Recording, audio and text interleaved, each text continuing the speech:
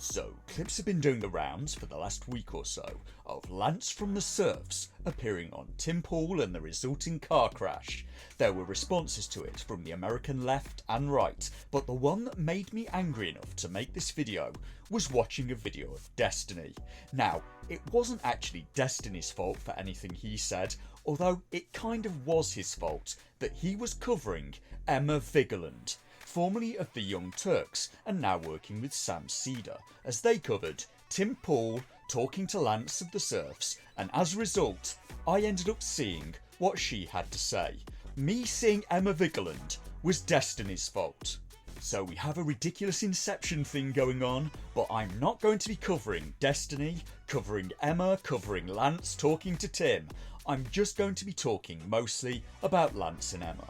Because although Destiny did a good job in his coverage, for me he maybe missed a few things that I think really needed to be addressed, and there was a lot to discuss from the Tim Pool versus Lance interview, but the part that I want to focus on is where they got to talking about Jazz Jennings. Jazz Jennings and the idea of transitioning minors. Now, I didn't know a lot about Jazz Jennings. I understand this person identifies as a woman and started to transition at age 4.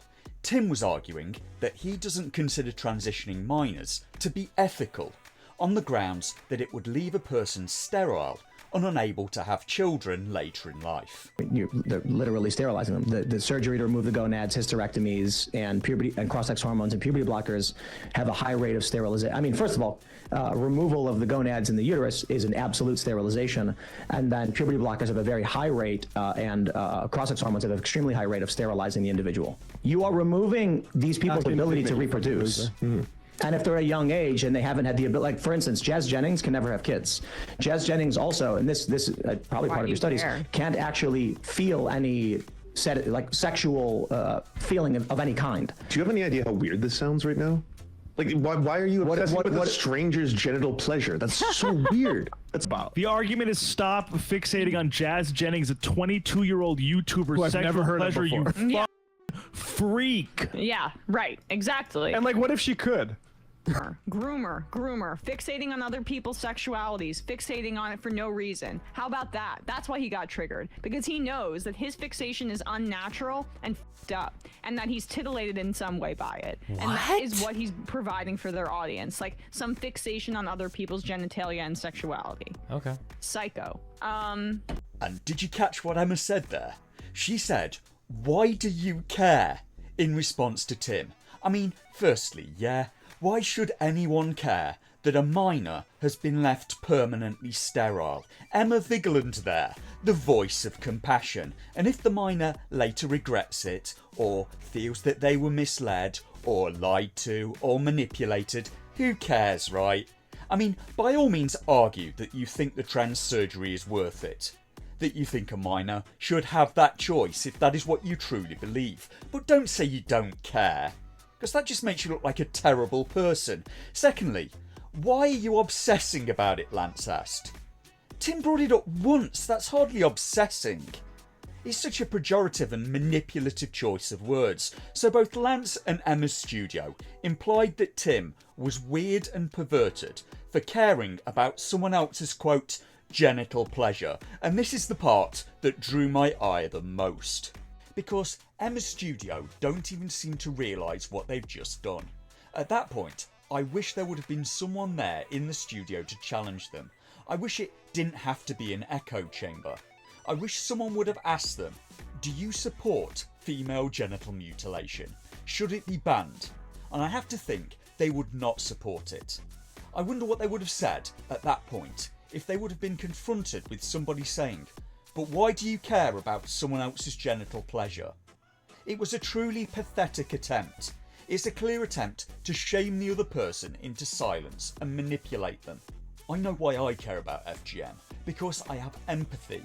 Because it's extremely cruel to close that door to a child, that depending on the type of FGM they've suffered, very likely that little girl will end up suffering horrible pain for the rest of her natural life, as well as being denied the enjoyment that her body should give her. That's why I care about someone else's genital pleasure. What's more worrying than someone caring is that you seemingly don't. that they try to push the idea that it doesn't matter because it serves their political side, to pretend that it doesn't. So yeah, that was a horrible argument. It was so clumsy, they just accidentally came out as apathetic to female genital mutilation. Sort of medically brutal is to say, like, okay, this child socially transitioning starting like age 4, which is very common, like that young kids. You want to socially transition kids at 4 years old? Also, transitioning 4-year-olds? Are you sure? This is an age where you probably shouldn't trust a child to pack their own lunchbox. They'll probably fill it with chocolate and ice cream, never mind trusting them to make a decision that will strongly impact the next 80 or so years of their lives. Also, at the age of 4, I have to strongly question who that decision's coming from for their transition.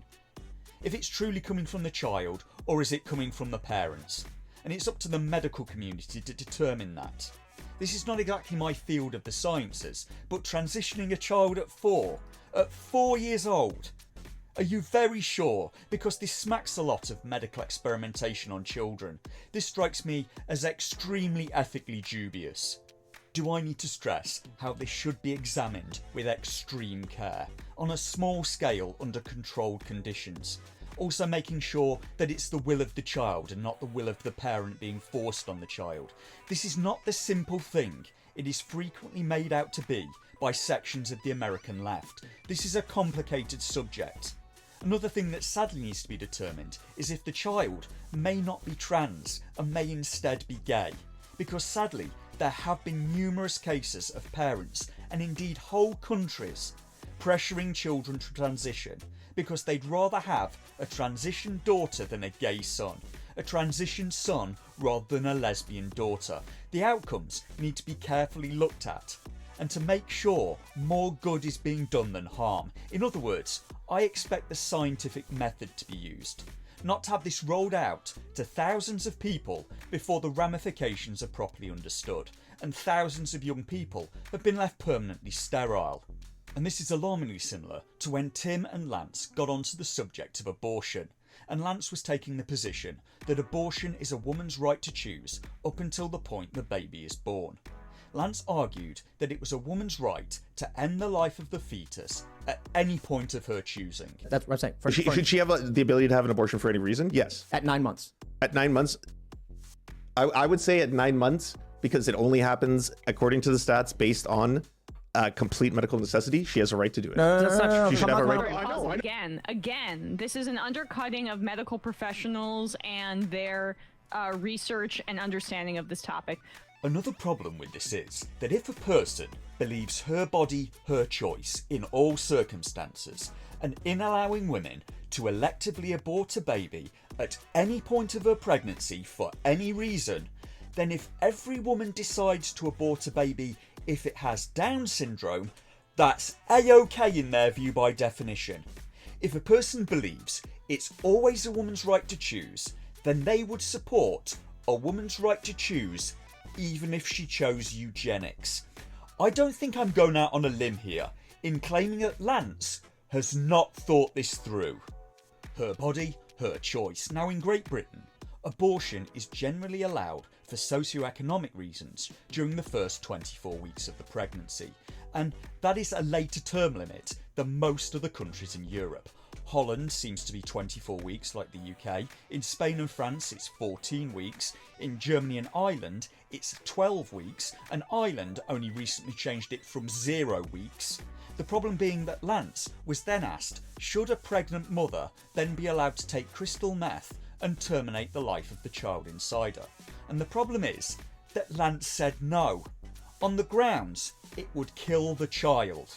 Now, Yeah, I agree. Can I ask you, this is good. not a gotcha. We agree on that. That's great. I want to ask in good faith. So, Yeah, of course. you believe that the moment after the child is outside of the birth canal, Sure. that they are now endowed with human rights. Yes. However, when they are inside of the mother, literally anything you do to them is acceptable because they're inside of the mother. Oh, no, I don't think anything is acceptable, but I think the mother should still have the choice, ultimate authority over what happens to her body. But there's a child inside of her body, Hold on. and not What her. about Yes. meth? Like, should she be allowed to do meth? Yeah. I think if someone is doing meth while they're pregnant, that it is completely acceptable for something like I don't know what the name of the service is in the United States. Child services? I guess Child DCFS services? would be. Oh, Yeah. it's her body though. Yeah, it's her body. If she wants to do meth, what's the big deal? The big deal is that she's intentionally trying to kill a child. Hold on there a minute. Yeah, and I see where we're going. That's not a bad argument usually, but it's the mother of all terrible arguments for someone who's just stated that they think it's the right of a woman to end a pregnancy at any time of her choosing. He just completely contradicted himself and then tried to get out of it by saying it's different because meth is illegal. This doesn't work on any level. Elective abortion after 24 weeks in the UK is illegal, but you're arguing that the law is wrong and should be changed because it's a woman's right to choose. If that law should be changed, why should the law on crystal meth stay the same? If aborting a baby at any point is fine because her body, her choice, then the meth is fine too by that standard. Lance just couldn't say it because it would have looked monstrous and stupid. So he was caught in a no-win scenario looking for excuses because the political orthodoxy to which he subscribes requires him to simultaneously believe two entirely contradictory things. Also, if the argument is that you should listen to the scientists, I have to question why American scientists and European scientists in the field seem to be coming up with drastically different conclusions based on the same data. Even just in the UK, in 2007, there was a debate about whether to keep the limit on abortion at 24 weeks or reduce it to 20 weeks, with experts in the field on both sides of the argument. So which set of experts do you believe? You can't just lazily say believe the experts, because they're saying wildly different things. You actually have to look at the data and evaluate whose data on balance is stronger. Whose evidence and arguments are on balance stronger. So trust the scientists, they say in Emma's studio. Trust the scientists, not the politicians. Should she have the ability to have an abortion for any reason? Yes. At 9 months. At 9 months, I would say at 9 months, because it only happens, according to the stats, based on complete medical necessity. She has a right to do it. Hold on. Sorry, just to answer this before we get to it, like, yes, that's the answer. Is we don't need Republican lawmakers getting involved here. This is between women, people giving birth, and their doctors. And there needs to be like the implied thing is that again you can't trust people and you need the state to get involved, and you don't. You simply don't need to like be doing that. But what's unbelievable about that statement is that they would argue that in a democracy it should be left to only the experts, as opposed to the people and their elected representatives, albeit under advisement from researchers and experts in the field. Emma and Lance take on such an extreme level of political partisanship that they take positions that openly contradict each other. Emma seems even willing to bypass democracy if it doesn't spit out the answer that she already decided beforehand is correct. Instead, we should be led by the scientists, we're told, but only as long as the scientists confirm the bias that Emma came in with. Listen to the scientists, they say. After all, they're the experts. They're the scientists. They're the doctors. Yeah, so was Dr. Mengele. Historically speaking, that isn't a great argument either. And it gets worse. Seeing this video from Destiny took me down a rabbit hole of getting videos recommended of Destiny covering Emma Vigeland and the Majority Report. And she got onto the whole issue of the Netflix documentary with Black Queen Cleopatra. So this started because Emma Vigeland and Sam Cedar were reacting to Ben Shapiro criticising casting in this Netflix documentary. And right off the bat, Sam Cedar starts out with an ad hominem. Has Ben Shapiro ever left the country? It's just amazing to me. Here's Ben Shapiro. It's like I don't even know how like these people wake up in the morning and here's Ben. That's right. The very first words he speaks in this video are to poison the well, and then says, I don't know how these people wake up in the morning. So he's not just sliming Ben Shapiro in the first sentence, he's sliming anyone who he arbitrarily groups with Ben Shapiro. So we're not off to a great start here. And yes, I think Ben has left the country, Sam. I'm pretty sure I saw some people covering a recent trip Ben took to Israel, though just a guess, I doubt Sam would see that visit as a positive. Based on the political positions that I've seen Sam Seder take, I'm pretty confident I can guess every single political posture he has. Mr. Shapiro comes out with the same argument that the Egyptian government did in response to the Netflix documentary. The argument that this documentary is ahistorical for casting a black Cleopatra. And this seems to be the view of the vast majority of the academic community. Mr. Shapiro also says we have an idea of what Cleopatra looked like. Specifically, this is Cleopatra the Seventh, because there was more than one, and based on descriptions and the work of historians, based on a record of her ancestry, period Roman and Egyptian sculpture, murals, and seeing as she ruled a country, quite a lot of coins with her face on them, and if these coins are to be believed, Cleopatra the Great, a famed beauty of the ages, in reality looked a lot like Alan Rickman. A lot of sculptures of Cleopatra were allegedly destroyed by Octavian during the Civil War. So allegedly, 2,000-year-old period sculptures of Cleopatra are a bit few and far between. Cleopatra, you see, was supposedly part of the Ptolemy dynasty, of which Cleopatra was the last ruler. According to historians, she was descended from a Greek Macedonian named Ptolemy Soter. The Ptolemaic dynasty was established as a result of Alexander the Great's conquest of Egypt in 305 BC. In other words, the Ptolemies were Greek outsiders in Egypt, ruling over the native Egyptians, and like the Targaryens from Game of Thrones, many of the Ptolemy ruling family's marriages were apparently incestuous, with brothers marrying sisters, so it could be expected for Cleopatra to look much like her Macedonian ancestors. She even married two of her own brothers. So Emma argues that Ben Shapiro is being parochial and getting his impression of what Cleopatra looked like from the movie with Elizabeth Taylor, despite the fact he didn't even mention the movie in his video. He mentioned the period sculptures and archaeological evidence. She just strawmans him in the worst faith way. Emma and Sam also argue that the Roman sculptures are not necessarily accurate. The Romans, they say, have made Cleopatra look more like the Romans, and says that's a thing the Romans probably did on the basis of no evidence whatsoever. I'm not sure what their reasoning is for the Egyptian sculptures of Cleopatra being much the same as the Roman depictions, because there are Egyptian sculptures too. Emma also implies that there's a good chance Cleopatra was black, because she was a queen of Egypt, and Egypt is in Africa. The notion that Cleopatra was black is silly. I mean, again, you're allowed to do this in Hollywood because, of course, the only thing that matters is our weird, parochially American perception of what race matters. It's super, super strange. By the way, we actually have sculptures of Cleopatra. It's not as though there's like nothing to indicate what Cleopatra looked like. There's a Roman sculpture of Cleopatra from like the mid-1st century. First of all, it's the left that's being parochial. Not the guy that can't go on a map and see which continent is Egypt on. Ben. Facts over feelings. Ben Shapiro doesn't understand that, It's like, the north of yeah. Africa. Good job, Bradley. He doesn't seem to understand that, you know, his own fanciful notions of what Cleopatra looked like. Maybe he saw Elizabeth Taylor at one point play her.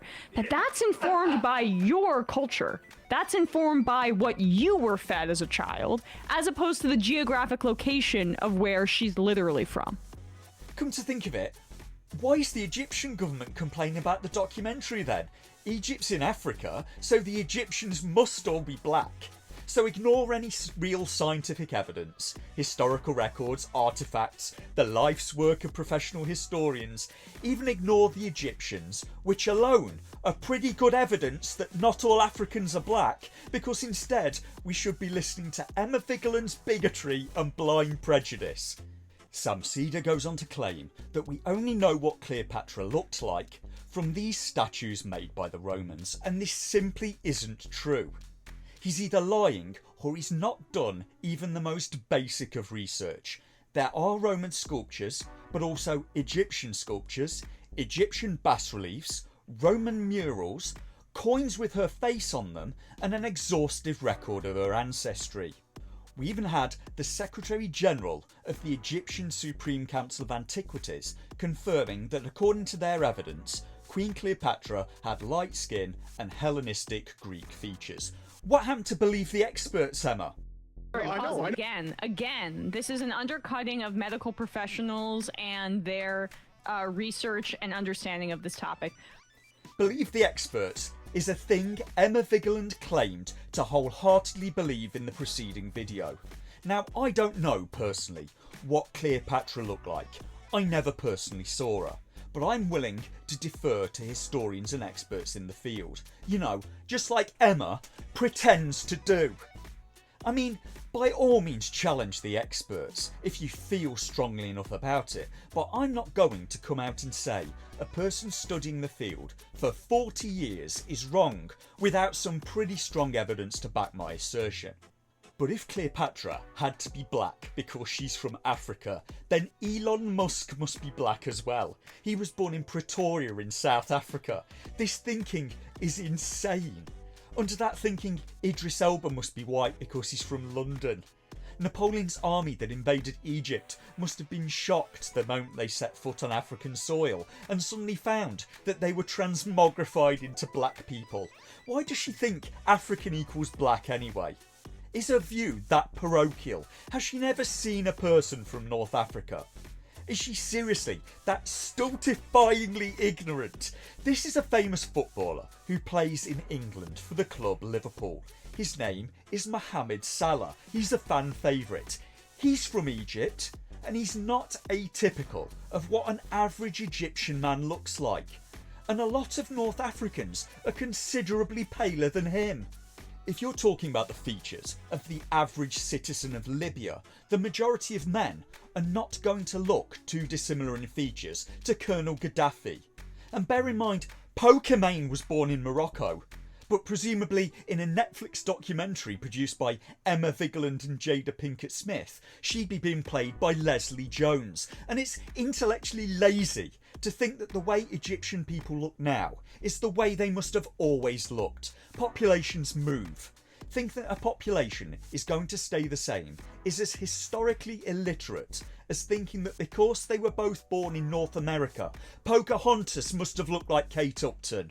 And this on its own was bad enough, but Emma goes on. Yeah, This is has like he ever been in a Korean church? They sometimes have Jesus depicted as Korean. But like for the most part, Jesus has been depicted as white and blonde and blue-eyed, which we know is not what he would have looked like. It's because these older institutions made these mythological, almost historical figures into visions of what they looked like. I mean, and he knows this. He's playing dumb for his audience. But also, even if she to argue that Jesus was changed to be white with blue eyes in many depictions to match the characteristics of the people making the depiction. And she says, quote, "And we all know he wasn't.